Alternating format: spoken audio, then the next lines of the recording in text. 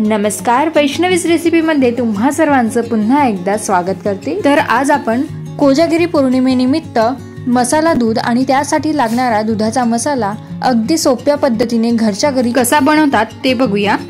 एकदा या पद्धतीने मसाला दूध बनवून बघा, कधीही चव विसरणार नाही, एवढ्या अप्रतिम चवीचं हे मसाला दूध तयार होते। चला तर मग वेळ न वाया घालवता रेसिपीला सुरुवात करूया। पण त्या अगोदर वैष्णवीज रेसिपी चॅनलवर तुम्ही नवीन असाल तर चॅनलला नक्की सबस्क्राइब करा, तसेच बाजूची बेल आयकॉन देखील क्लिक करा, म्हणजे माझ्या नवीन व्हिडिओच्या नोटिफिकेशन तुम्हाला लगेच मिळतील। तर सर्वात अगोदर आपण दुधाचा मसाला तयार करून घेऊया। तर त्यासाठी कढई हलकी गरम करून घेतलेली आहे, जास्त गरम करायची नाही। 7 ते 8 काजू घेतलेले आहे, तसेच 7 ते 8 बदाम घेतलेले आहे आणि 8 ते 10 पिस्ता घेतलेले आहे। काजू, बदाम आणि पिस्ता आपण मंद आचेवरच मिनिटभरासाठी भाजून घेऊया। ड्रायफ्रुट्स आपल्याला हलकेसे भाजून घ्यायचे आहे। असे हलकेसे भाजून घेतले की त्यामधील मॉइश्चर निघून जातं, मसाला जास्त दिवस टिकण्यास मदत होते, शिवाय मसाल्यालाही छान चव येते आणि त्यामुळे दूध सुद्धा चवीला छान लागतं। ड्रायफ्रुट्स आपण 1 ते 1.5 मिनिटं मंद आचेवर छान भाजून घेतलेले आहे। खूप अगदी डाग येईपर्यंत ड्रायफ्रुट्स भाजायचे नाहीत। गॅस बंद करायचा। हे आपण बाजूला ठेवून थंड करून घेऊया। आता एक कोरडं आणि स्वच्छ मिक्सरचं भांडं घ्यायचं आहे। आता यामध्ये भाजून घेतलेले ड्रायफ्रुट्स टाकूया। ड्रायफ्रुट्स थंड करूनच मिक्सरच्या भांड्यात टाकायचे आहेत। यासोबतच आपण 3 वेलची यात टाकणार आहोत। वेलचीची सालं काढून बिया यात टाकून देऊया। वेलची तुम्ही नक्कीच वापरा, यामुळे मसाल्याला खूप छान फ्लेवर येतो। तसेच थोडं जायफळ सुद्धा किसणीने किसून घालायचं आहे। तुम्ही छोटा जायफळाचा तुकडा मिक्सरच्या भांड्यात टाकला तरी चालेल। सगळी जिन्नस आपण बारीक करून घेऊया। एकदम पावडर करायची नाही, तर थोडं जाडसरच आपल्याला हे ठेवायचं आहे। तर बघा, इथे आपण ड्रायफ्रुट्स बारीक करून घेतलेले आहे। खूप अशी पावडर नाही, तर असं रवाळ आपण हे बारीक करून घेतलेलं आहे। आता यामध्ये 2 मोठे चमचे मिल्क पावडर म्हणजे दूध पावडर आपण इथे टाकणार आहोत।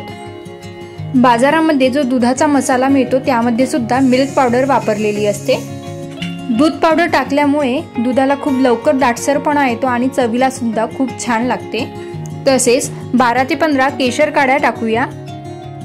आता हे मिक्स करून घेऊ।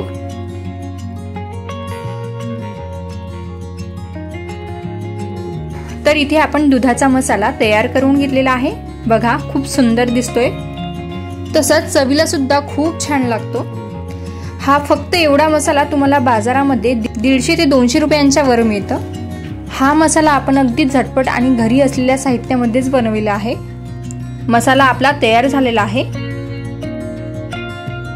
आता मसाला दूध बनवून घेऊया। तर मसाला दूध बनवण्यासाठी मी इथे 1 लिटर दूध घेतलेलं आहे। फुल क्रीम दूध घेतलेलं आहे।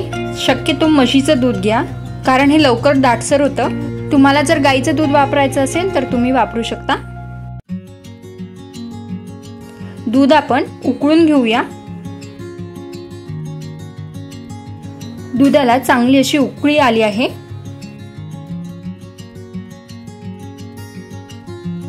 आता यामध्ये आपण अर्धी वाटी साखर घालणार आहोत। 1 लिटर दूध आहे, तर त्यासाठी अर्धी वाटी साखर घेतलेली आहे। तुम्ही आवडीनुसार साखर कमी अधिक करू शकता। साखर घातल्यानंतर दूध थोडंसं पातळ होतं। साखर छान दुधामध्ये विरघळून घ्यायची आहे। आता यामध्ये आपण पाव चमचा हळद घालूया। हळद घातल्यामुळे दूध आणखीनच पौष्टिकही होतं, तसेच दुधाचा रंग सुद्धा खूप छान येतो। छान असं मिक्स करून घ्यायचं आहे। यात आपण तयार करून घेतलेला मसाला सुद्धा घालणार आहोत, त्यामुळे हळद घातलेली आहे हे सुद्धा कोणाला कळणार नाही, म्हणजेच हळदीची टेस्ट येणार नाही।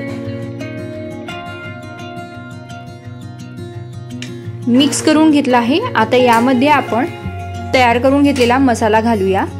आपण 1 लिटर दूध घेतलेला आहे, तर त्यासाठी आपण 3 ते 4 चमचे मसाला टाकूया। मी इथे 3 मोठे चमचे गच्च भरून मसाला वापरलेला आहे। तुम्ही मसाला जास्त सुद्धा टाकू शकता। मिक्स करून घ्यायचं।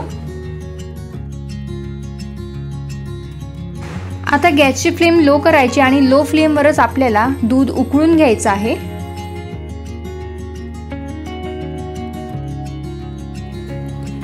छान अशी उकळी आलेली आहे।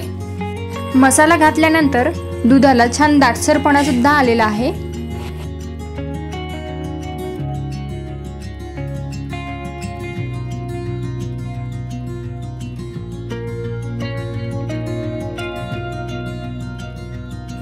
आता पुन्हा आपण वरून काजू, बदाम आणि पिस्त्याचे काप घालूया। मसाला दूध हे खूप जास्त घट्ट किंवा खूप जास्त पातळ नसतं, त्यामुळे मीडियम ठेवा। बघा, अशा कन्सिस्टन्सीचा आपल्याला मसाला दूध तयार करून घ्यायचं आहे। दूध तयार आहे, गॅस बंद करायचा। आपलं मस्त असं मसाला दूध तयार आहे। गरमागरम मसाला दूध सर्व करूयात।